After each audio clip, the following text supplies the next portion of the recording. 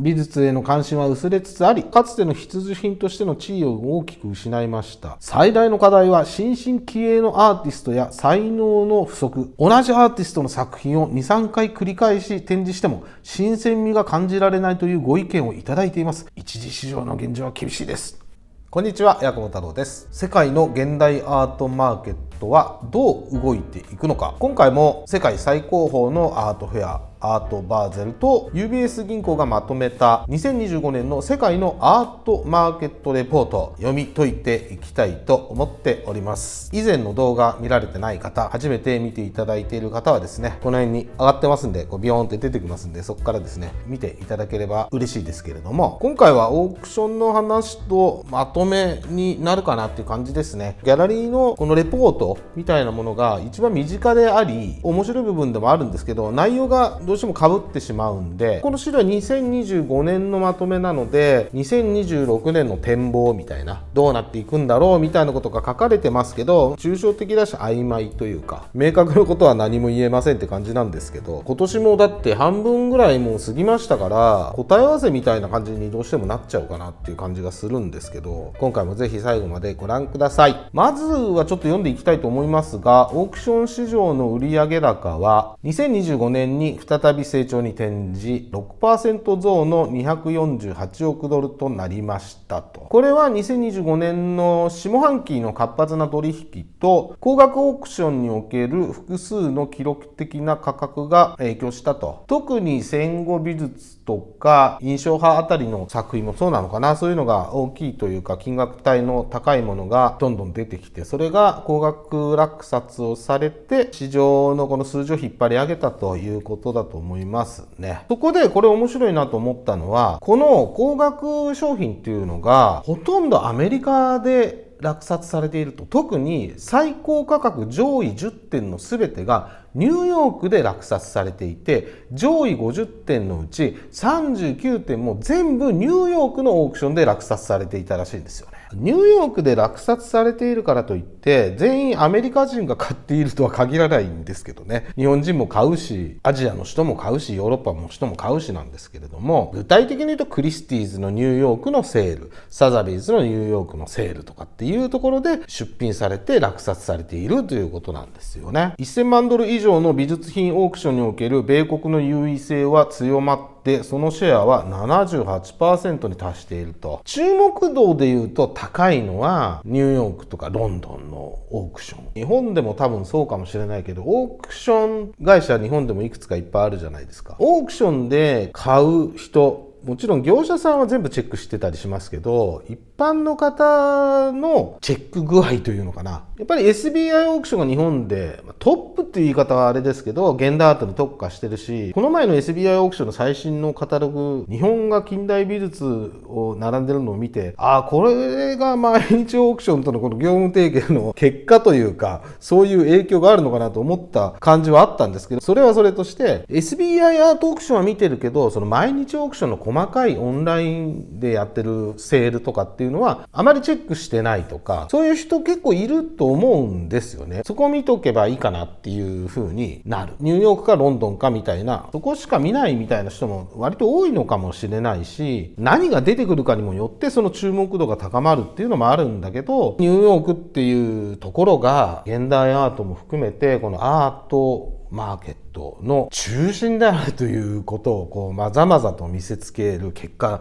なのかなっていう感じがしますよ。世界中でオークションに出品された100万ドル以上の美術品の総額の 61% を米国が占めました。だからこれ何度も言うようだけど、出品されてるのがアメリカ国内であって、買ってる人っていうのは、ドルで払ってますけど、全員 61% がアメリカの人ではないということだと思うんですよね。戦後美術と現代美術を合わせたカテゴリーがやっぱり一番最大のセクションであって、でその次が近代美術のオークション、その次が印象派およびポスト印象派の美術品のシェアも増えていると。アジアでいうと香港がやっぱりアートハブになるんですけど、オークションでいうとね、特にただ香港に関しては売上は2025年は 5% 減少。ただ逆に中国の国内のオークションは好調だったっていうことなんですよね。中国のオークション市場も2025年に改善。その業績には顕著な格差が見られたと。中国本土のより内向きなオークション会社は総合的に見てかなり好調な結果を示した一方、香港のより国際志向の強い会社は売上が減少したってことになるんですよね。一時ね、アジアが新しいマーケットのハブになるなんて言って、それこそ2023年とか2024年かな、このチャンネルでもよくね話してましたけど、香港が完全に中国になるって言い方はあれですけど、香港リスクみたいなのがあって、それで結局じゃあ第2の香港アートハブみたいなものを探すという模索が始まり、日本にも来たけど日本なんか話にならん、税金高い、あと売れない、シンガポールはちょっと遠すぎるよねっていう話だしっていう風になった時に白羽の矢が立ったのが韓国ソウルだったわけなんですよね。そこからソウルにマルチプル的な欧米のギャラリーの視点が増え始めて、そしてフリーズが始まったわけなんですよね。台湾のダンダイは閉鎖しちゃいましたし、日本のダンダイも正直継続されますけども大丈夫かなっていう感じもあるしね、正直ね。フリーズだって散々もうなくなる契約期間が何年でもうなくなってしまうとかね。あとは韓国のキアフに出ているいわゆる韓国画廊協会に入っているそのギャラリーたちはですよ、フリーズができてしまったからフリーズの方でみんな買われちゃってキアフで買わなくなってしまったっていうので、同日開催なわけですよね。同じ期間に同じ場所を上下でやるわけですけれども、キアフだって別に全然悪いフェアではないけれども、基本的にはその韓国画廊協会の画廊が出てるし、もちろん日本とか世界中のギャラリーも集まってくるんだけれども、どうしてもそこに格付けというかランク付けが明確になってしまったっていう。今までは韓国ではキアフが一番の老舗、もちろんフリーズは外資というか海外のフェアだから比較対象はもしかしたら違うのかもしれないけど、韓国のアートフェアとしては、韓国の国産のアートフェアとしてはもちろん今でもトップで最大規模なのがキアフ。それは変わんないんだけども、それと同時開催をやることによって差というか、明確になってしまったわけですよ。それをすごい嫌がっている画廊もいっぱいあって、別開催にした方がいいんじゃないかとか、なんならフリーズなくなってもいいんじゃないかみたいな話だって正直出てたわけですよ。それはいろんな意見があるけれども、売り上げもあんま良くないしみたいだったんだけど、その2025年のフリーズはとても売り上げが良かったらしくですね、契約も継続ということになって、これからも何年かはわからないですけど、とにかくまだ続くという。あとはまだくすぶってるけどインドネシア、タイ、これから大きくなる感じがしますし、個人的な意見ではバーゼルなんかバンコクでやったら面白いなと思ってるんですけどね。そんな感じで一時アジアが熱いぞっていう風になってきたんですよね。これが中東の方に動き始めたわけですよね。ドバイ、サウジ、カタール、今年の2月か1月にカタールでアートバーゼルをやったじゃないですか、ドーハでね。サザビーズもオークションを開催するとか、そうやって新しいマーケットというかそういうものが動いてったんですけど、アジアもなんかそこまでパッとしないっちゃパッとしないような感じで爆発的じゃなかったし、中東に動いたら動いたで、今度はイラン情勢があまりにも悪化してしまって、ドーハにミサイル撃ち込まれるし、ドバイもドローン飛んでくるしみたいなことになっちゃって、この話もせっかくドーハでアートマーケットがどうのこうので台無しになってみたいなニュース記事があって、それねメモで保存してあるんで今度そんな話もしようと思うんですけど、そんな感じになってしまったわけですよね。結局またなんかアメリカ強いじゃんになっていっているような感じもするというね。そんなのもあって、オークションもどうするかっていうと、チェンゴ美術とか印象派とかに戻らざるを得ないというか、お金の流れというか、お金の使い道を探さなきゃいけないっていう時に、プライマリーのマーケットがあまりにも少し弱くなったというか、わけわかんなくなってしまったし、後でもこれまとめでも出てきますけど、若い人そんなに言ってもアート興味なくなっちゃったよね。高齢化もあるし、その時代のものが伸びているっていう気もするんですよね。今どうしてもいろんな、例えば AI とかもその世界の雰囲気を感じると、いろんなものが衰退というか新しく始まった、この YouTube もしかりなんだけど、いろんなサービスとかプラットフォームっていうのが限界に達しているんじゃないかなっていう感じがしていて、倦怠期というか停滞期ではある感じはするんだけれども、何か新しいものが起こるというか始まる予感はすごくしてる。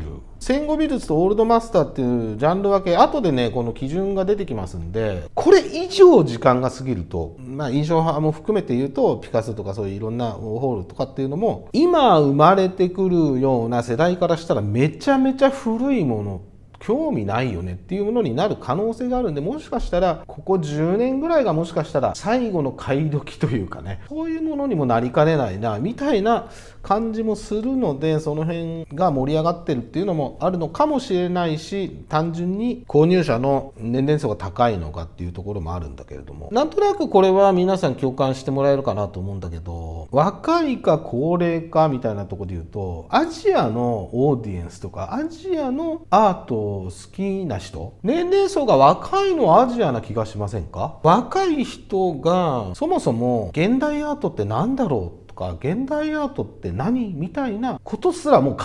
えないで当たり前にあるという状況になるじゃないですか。だからもう現代アートが難しいとか、現代アートって何なんだろうとかっていう疑問を持った時点で、多分もうオールドスタイルなんじゃないかっていう気もしてきたな。考える余地もないわけですよね。今生まれてきている世代にとっては、アートイコールもう現代アートっていうか、現代アートって言葉すらいらないというか、そういう時代になっていくわけなんですよね。若い人をアートに興味持ってもらって、最終的にはこういうオークションで買ってほしいっていう、そういう課題みたいなものは、サザビーズだろうがクリスティーズだろうがね、大きい課題としてありますよねっていう感じになってますね。それだったらね、もっと若い人のオークションやればいいのにっていう感じは単純にしちゃうんですけどね。一旦世に出してみないとわからないっていうか、アーティストもいっぱいいすぎちゃうから見つけづらい部分もあるし、かといってメジャーなというか、そのサザビーズクリスティーズクラスになると今度ちょっと少なすぎるよね。だってもうちょっとパイがあった方がマーケット大きくなるんじゃないかなっていう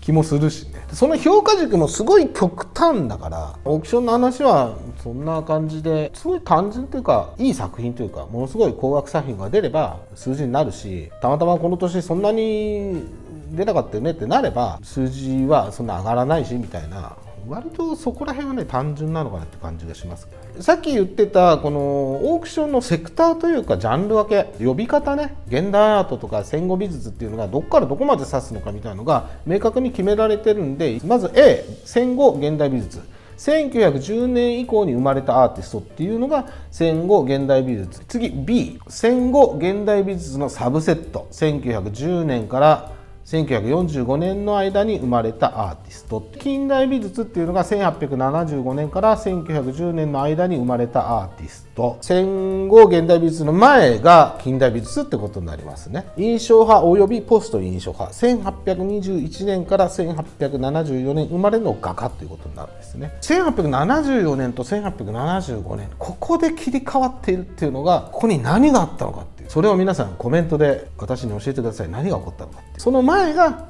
オールドマスターっていうやつですね。1250年から1821年生まれの画家。ここもですね、1821年に何が起こったのかコメントで私に教えてくれたらありがたいですけれども、あとはヨーロッパのオールドマスター。このオールドマスターの中でもヨーロッパ出身の画家っていう、これに加えて最近日本ではあんま使わないんですけど、こ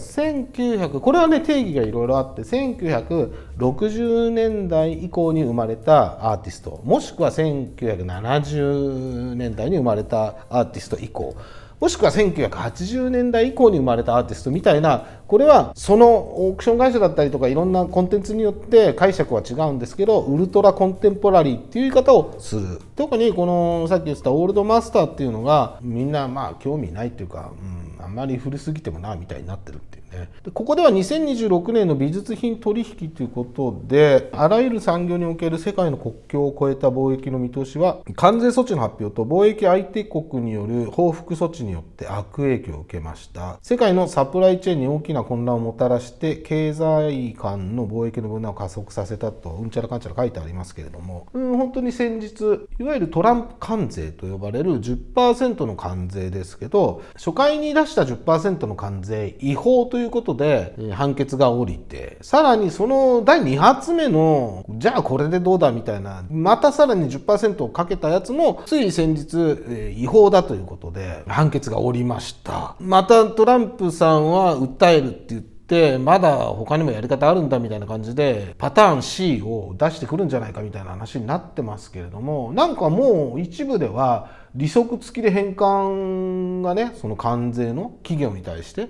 行われてるとかなんとかっていうので、この関税政策はもうおそらく通用しなくなってくるんじゃないかなっていう気もしますし、もうこれ以上関税かければかけるほどアメリカ物価上がるし、中間選挙もあるし、いろんなことも多分失敗になってしまってるので、支持率も落ちてきてるんで、この 10% 関税っていうのが一旦なくなるだけでも一応その物流に関しては良くなるんじゃないかなっていうところを今の段階だと追記できるんじゃないかなって感じがするよね。支持率下がっちゃってて批判も多くなっちゃってるから、苦し紛れに UFO かなんかの動画でみんな楽しんでなんてやってますけどね、そんなんでみんな気持ちに紛れんのかなっていう感じがしますけど、アメリカと世界の他の国々との関係、日中関係、南米のインフレなどさまざまな地政学的経済的問題も指摘したと。そういうこともありながら新規顧客の獲得も重要視されていると。新規の若いコレクター層へのアプローチについて懸念を示したと。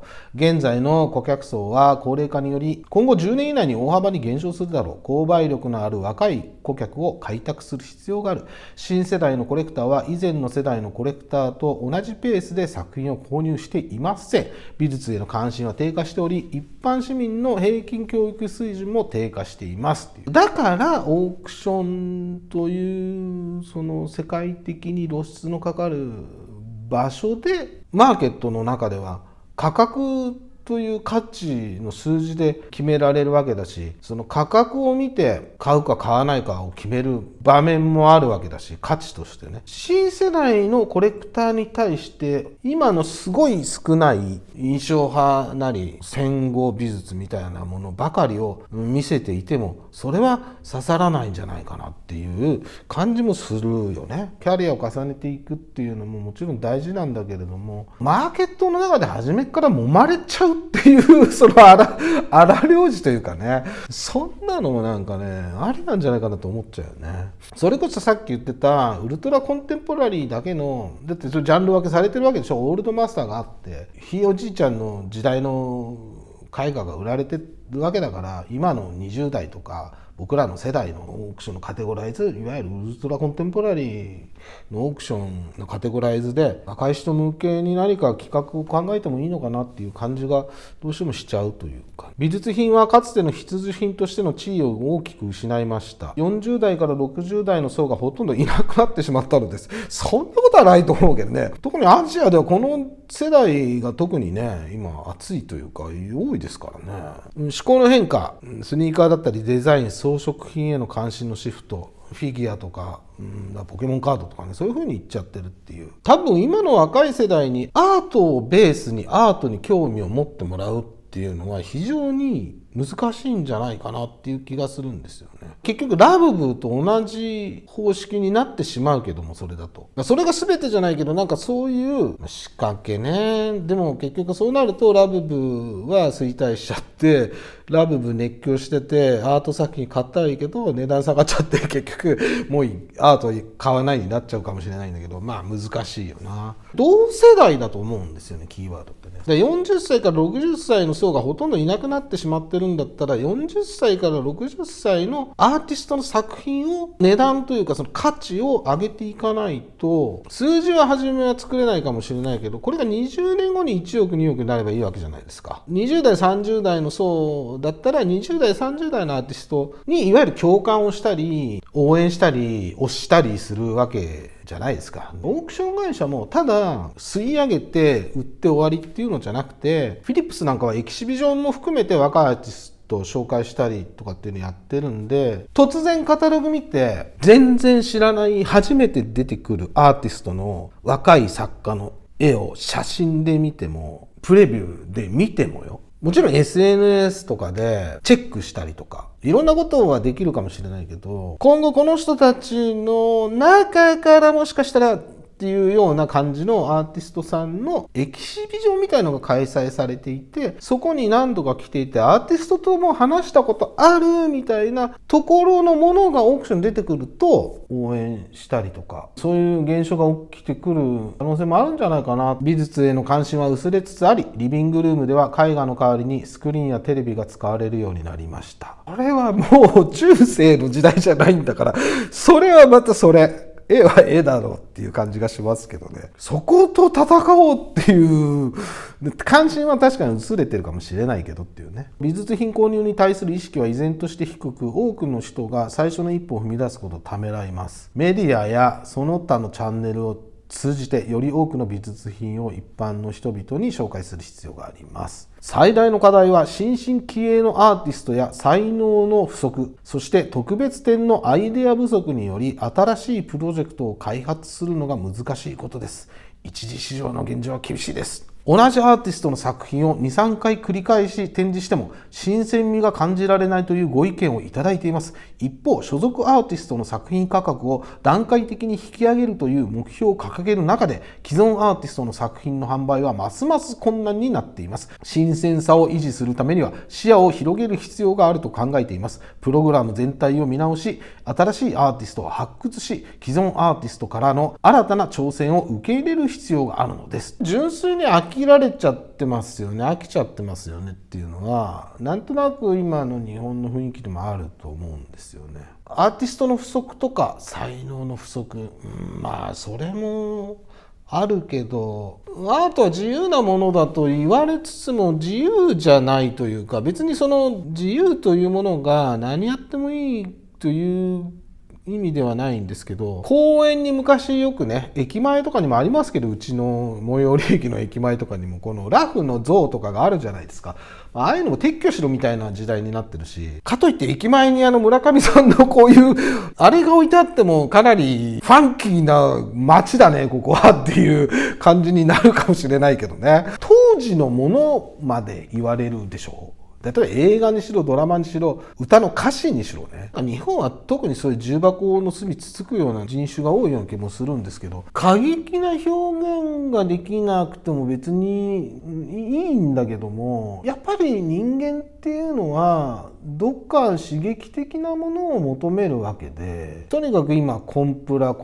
でフィクションなわけでしょ、アートも。フィクションも受け入れられないような世の中になってしまったから、モラルというかコンプライアンスの時代で育ってしまうと、非常に表現をすることが抵抗を持ってしまうような気もするし、逆に自由っていうのはそういう制限があった方が表現という、逆に言うとアートはそういう制圧じゃないけどそういう規制というかそういうものがあった方が表現という意味ではアートでそういうものに対する反抗だったりとかきっかけになったりもするのかなと思うけれども、結局やっぱりその新しいものっていうのが大事ってことになる。新しいものというものが珍しくない時代になっていて、新鮮なものっていうのがやっぱりアートにもすごく求められている感じは非常に感じますよね。で今20代で起業して何百億も稼いでる人とかっていっぱいいるし、アーティストはそんなに年齢がどうのっていうのってあんまり関係ないと思うので、ギャラリーとかそっ